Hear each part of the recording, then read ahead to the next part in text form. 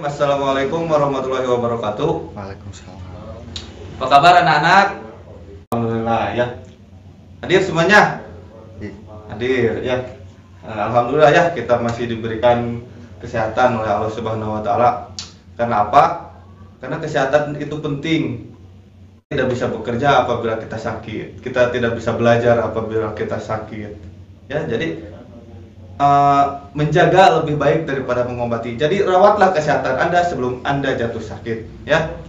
Nah, untuk pertemuan kemarin seperti yang telah kita bahas, kita telah membahas tentang kalimat efektif dan tidak efektif, ya. Pembelajaran kita hari ini adalah tentang biografi dan autobiografi, ya, atau teks perjalanan hidup.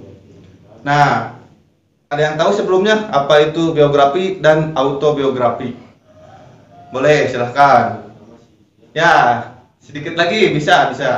Tapi yang lebih tepatnya itu biografi adalah teks atau tulisan yang berisi tentang perjalanan hidup seseorang.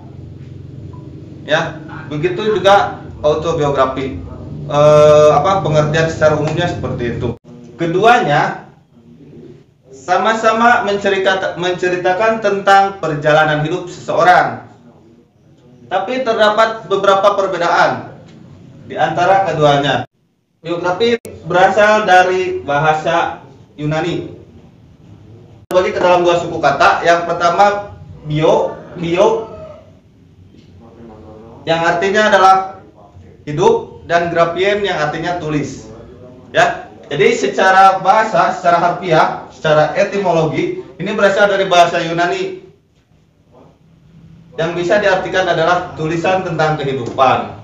Ini ada autobiografi, ya. Nah, di sini perbedaannya yang pertama, biografi itu penulisnya adalah orang lain, sedangkan autobiografi penulisnya adalah dirinya sendiri, ya. Terus biografi itu berisi tentang karir, sedangkan autobiografi berisi dominan adalah tentang perasaan si penulis, ya. Untuk apa kita mempelajari biografi dan autobiografi ini atau teks tulisan riwayat hidup ini? Yang pertama, kita bisa membiasakan menulis. Diharapkan nanti kedepannya kalian bisa menulis autobiografi sendiri, ya, seperti orang-orang hebat. Nah, biografi ciri-cirinya adalah itu berisi informasi yang jelas, berisi fakta tentang objek yang ditulis, ya. Terus menceritakan perjalanan hidup, tentu, ya. Biografi dan autobiografi ini bisa dibedakan menjadi dua. Yang pertama, biografi perjalanan karir, dan yang kedua, biografi perjalanan hidup. Ada yang tahu bedanya?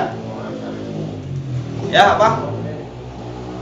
Kalau biografi perjalanan karir, isinya itu menceritakan tentang kesuksesan seseorang dari segi karirnya.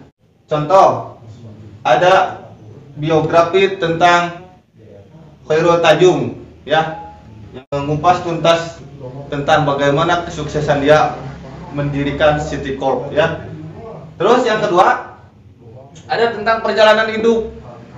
Kalau biografi perjalanan hidup itu diaduk semuanya, mulai dari kesuksesannya, perjalanan dia dari kecil, ada sampai menjadi sukses, menjadi orang besar, ada di biografi perjalanan hidup. Contohnya, biografi perjalanan hidup adalah seperti biografi Muhammad Hatta, biografi Tan Malaka, ya, itu termasuk ke dalam biografi perjalanan hidup. Autobiografi, adakah contohnya? Banyak, ya. Misal di dalam konteks kita hari ini, autobiografi itu bisa diserap dari buku diari kita, ya. Ada yang punya buku diari, nah itu bisa dirangkaikan dengan struktur yang jelas untuk menjadi autobiografi, menjadi sebuah karya tulis, ya, tentunya. Di dalam autobiografi itu penulisannya cenderung lebih luas, ya, dan tergantung si penulis. Karena apa? Karena penulisnya adalah dirinya sendiri. Untuk selanjutnya, dalam penerbitan itu biografi memerlukan izin. Memerlukan izin dari siapa? Dari orang yang bersangkutan, tentunya orang yang dituliskan biografinya.